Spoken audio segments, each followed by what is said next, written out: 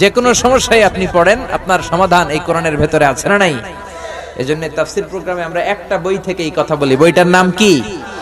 এখানে কোরআন ছাড়া অন্য কোনো কিতাব থেকে কথা বললে শুনবেন?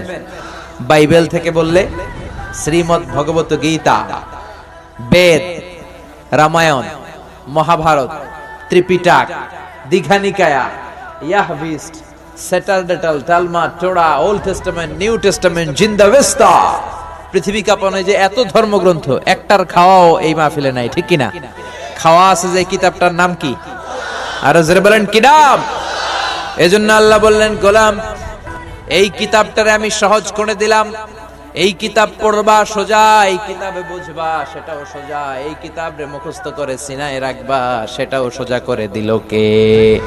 ওয়ালাকাদ ইয়াসসারনাল কুরআনা লিযিকরি ফাহাল মিন